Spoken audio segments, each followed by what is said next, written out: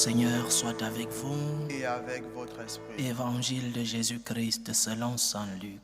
Gloire à toi, Seigneur. L'an 15 du règne de l'empereur Tibère, Ponce Pilate était gouverneur de la Judée. Hérode étant alors au pouvoir en Galilée, son frère Philippe dans le pays d'Ithurée et de Trachonitis, Lysanias et Abilène, les grands prêtres étant Anne et Caïphe, la parole de Dieu fut adressée dans le désert à Jean, le fils de Zacharie. Il parcourut toute la région du Jourdain en proclamant un baptême de conversion pour le pardon des péchés. Comme il est écrit dans le livre des oracles d'Isaïe, le prophète, « Voix de celui qui crie dans le désert, préparez le chemin du Seigneur, rendez droit ses sentiers. Tout ravin sera comblé, toute montagne et toute colline seront abaissées. Les passages tortueux deviendront droits, les chemins rocailleux seront aplanis, et tout être vivant verra le salut de Dieu. » Acclamons la parole de Dieu. Louange à toi, Seigneur Jésus. Après le Concile Vatican II, Jean Guiton, un écrivain français, écrit un petit livre. Il est tout petit le livre, je conseille d'ailleurs la lecture. Le livre a pour titre « Silence sur l'essentiel ». Et dans ce livre, Jean Guiton s'exclame avec tristesse, s'exclame sur les thèmes des prédications de cette Église de ce temps après le Concile Vatican II. L'Église a laissé certains thèmes dans la prédication, dans l'enseignement, et s'est concentrée sur des thèmes qui sont des thèmes légitimes, mais qui ne sont pas essentiels dans notre foi. Il écrit donc « Silence sur l'essentiel ». Il attire l'attention des pasteurs. C'était un laïc. Il attire l'attention des pasteurs sur les thèmes prêchés dans les homélies, dans les conférences, dans les retraites spirituelles. Silence sur l'essentiel. Et l'essentiel, dans notre Église, l'essentiel c'est Dieu. Lorsque nous déplaçons nos prédications, lorsque dans nos messages que nous transmettons, Dieu n'est pas au-dessus de ce que nous transmettons comme message. L'Église s'est adaptée au message du monde. L'Église s'est adaptée à la mode. L'Église s'est adaptée au politiquement correct. Qu'est-ce que nous prêchons aujourd'hui? Quels sont les thèmes prêchés généralement aujourd'hui? Aujourd'hui, on parle plus d'écologie, la défense de la terre, la défense de la nature. Aujourd'hui, on parle plus des immigrants, la défense de celui-là qui a laissé son pays pour des circonstances difficiles et qui va chercher bonheur ailleurs. Aujourd'hui, on parle dans notre Église de ce qu'on appelle la synodalité. L'Église doit se parler, nous devons nous parler. Des thèmes très importants. Il faut prendre soin de la nature. Dieu, dans le livre de la Genèse, nous donne la nature à l'homme. Mais l'homme au-dessus de la nature, l'homme devra prendre soin de cette nature. Donc, un bon thème de prédication. Un bon thème de prédication, parler de la défense de celui-là qui est notre prochain, mais qui vit des moments difficiles. L'immigré, celui-là qui cherche le bonheur ailleurs, qui a tout abandonné et qui a même parfois tout perdu et qui va chercher refuge ailleurs, qui va chercher cette félicité ailleurs. Synodalité, nous devons nous parler, oui. L'Église doit se parler. Entre nous, membres de l'Église, nous devons nous parler des thèmes très importants, mais essentiels dans nos vies de chrétiens. Dans ta vie de chrétien, est-il essentiel la défense de la nature? Je parle des sens. Est-il très important, essentiel, la défense de la nature? Dans ta relation avec Dieu, est-il si important la défense d'un immigré?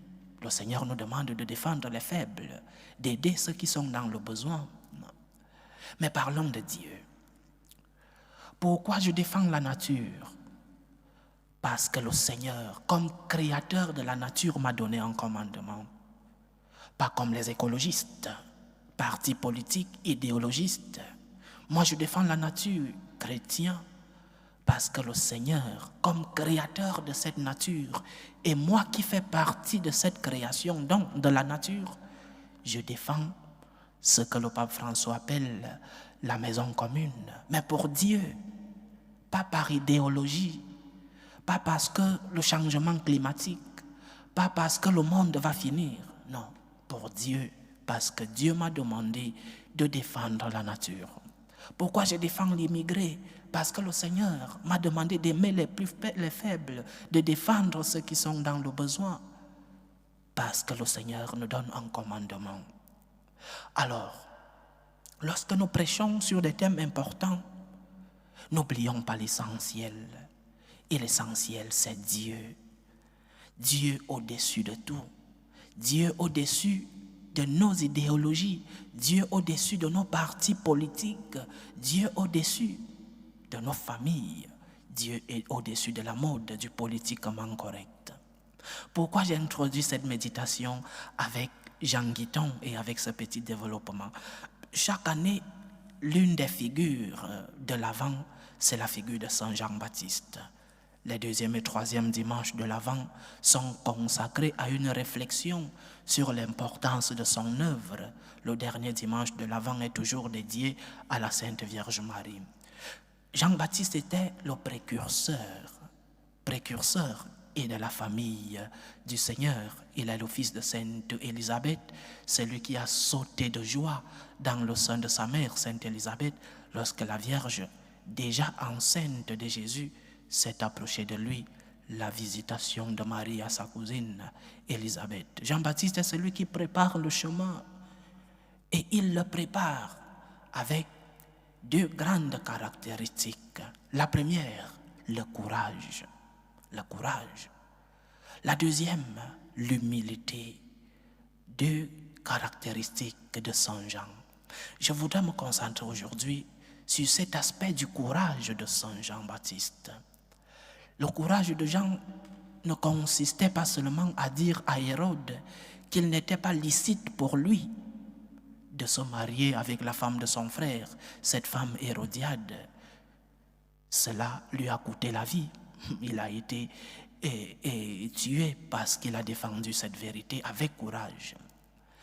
Le courage de Jean-Baptiste consistait aussi à dire à tout le monde qu'il fallait se convertir, à tout le monde, la conversion. Et se convertir signifiait revenir à l'essentiel. Se convertir signifiait revenir à Dieu. C'est pourquoi j'ai introduit ma méditation sur le titre de ce livre de Jean Guiton, Silence sur l'essentiel.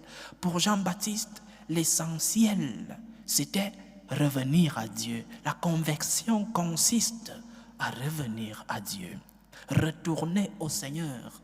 Ce que le pape Jean XXIII appelait aggiornamento lorsqu'il convoque le Concile Vatican II. Le retour à Dieu, le retour à la source, le retour à nos racines, c'est cela la conversion. Jean-Baptiste vit dans un peuple qui n'est pas athée. Les Juifs croyaient en Dieu. Ce n'était pas un peuple qui avait une particulière méchanceté dans ses gènes. Il y avait des gens bien, des gens pécheurs, mais des gens très pieux, des gens qui accomplissaient, qui respectaient la Torah, qui respectaient tous les commandements de cette religion. Les pharisiens étaient des personnes qui essayaient de garder les commandements de Dieu avec les plus de 600 règles et prescriptions qu'il fallait observer méticuleusement. Ce n'était donc pas un peuple païen, un peuple dépravé. Les Juifs étaient un peuple fondamentalement religieux. Mais Jean-Baptiste vient prêcher la conversion. La conversion. Mais comment ce peuple religieux doit-il se convertir? Comment ce peuple qui respecte méticuleusement les prescriptions de la Torah doit-il se convertir? Vous devez vous convertir, leur dit-il. Il faut revenir à l'essentiel. Il faut revenir à Dieu. Ce peuple, pourquoi cette religiosité? Certains vivaient par peur de l'enfer, parce qu'il y avait cette conscience-là de la justice, le Dieu justicier, le Dieu qui viendra couper les têtes et qui mettra certains dans le feu de la géhenne et d'autres iront au paradis. Certains autres respectaient cette loi pour se faire voir, pour une religiosité extérieure. Je vais à la synagogue, je vais au temple, une religiosité qui n'a pas de racines. Jean-Baptiste vient prêcher la conversion. Et la conversion, c'est l'essentiel, chers frères et sœurs. Pour le chrétien, la conversion est permanente. Pour le chrétien, la conversion est ce que nous avons de plus urgent dans nos vies. Pour le chrétien, chaque jour de ta vie, se lever le matin et chercher à faire un effort, un sacrifice, un pas en plus dans notre relation avec Dieu.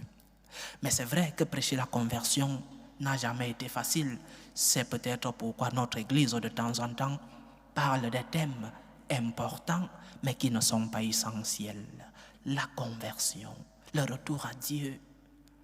Dieu en premier dans nos vies. Quelle est ta relation avec Dieu? Sur quelle base maintiens-tu tes relations avec le Seigneur? Sur la base de l'enfer? La peur de l'enfer?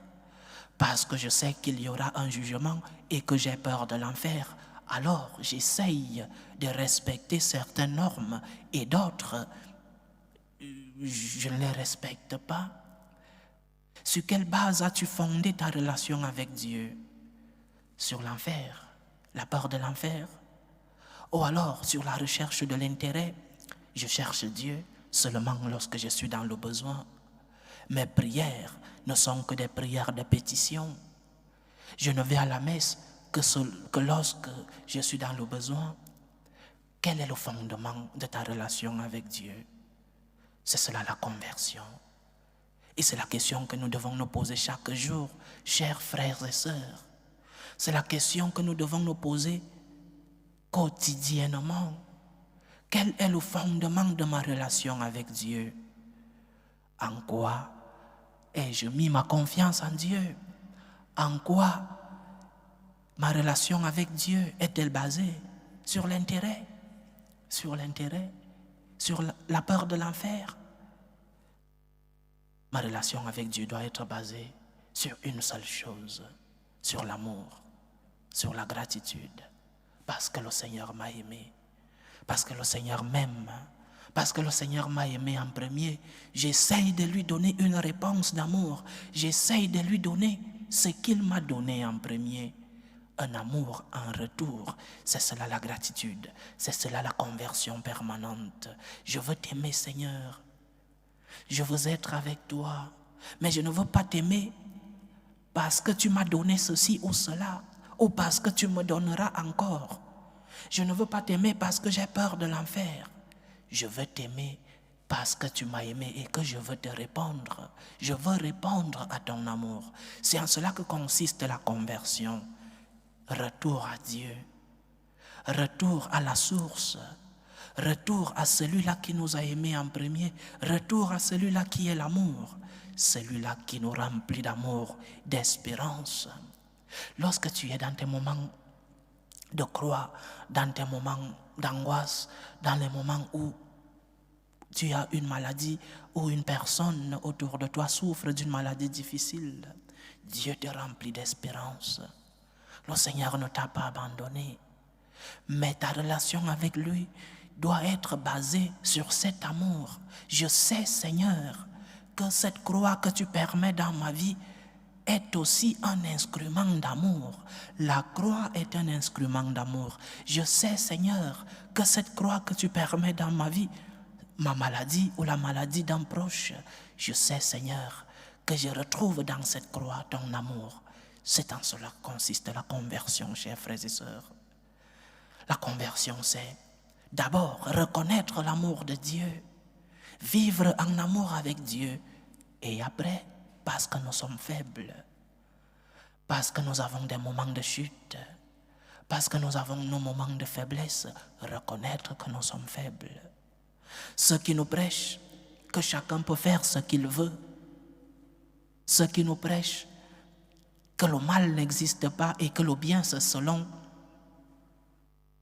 les caprices de chacun d'entre nous, ceux-là sont en train de nous mettre, de nous conduire tout droit vers l'enfer. Ceux-là sont en train de nous transmettre un mauvais message. La conversion chrétienne consiste en deux choses essentielles. La première, ma relation avec Dieu est basée sur l'amour. La deuxième, je suis faible. Je reconnais mes péchés, je reconnais mes torts et je vais demander pardon à Dieu. Parce que je sais que j'ai péché, parce que je sais que je suis tombé, parce que je sais que par faiblesse, je n'ai pas accompli, respecté la volonté de Dieu. Je vais lui demander pardon. Amour. Amour avec Dieu, amour envers Dieu. Et l'acceptation de mes péchés. Si nous n'avons pas cette relation avec Dieu, chers frères et sœurs, nous ne sommes pas dans l'essentiel. Et l'essentiel, c'est Dieu lui-même qui est amour. L'essentiel de notre relation avec Dieu, c'est de nous donner la réponse qu'il mérite de trouver dans nos cœurs, la réponse qu'il mérite de trouver dans nos vies. Première caractéristique de la conversion, Seigneur, je veux t'aimer. Je veux baser ma relation avec toi dans l'amour.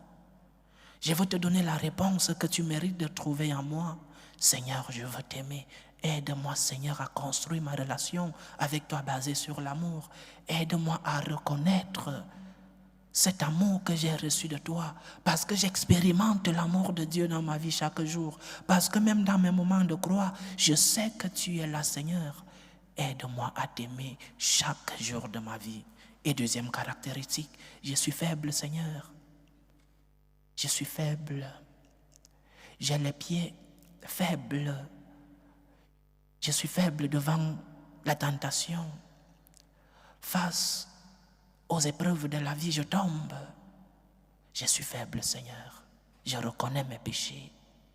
Pardonne-moi, Seigneur. Pardonne-moi. Conversion signifie amour. Conversion signifie demande de pardon, reconnaissance de nos péchés.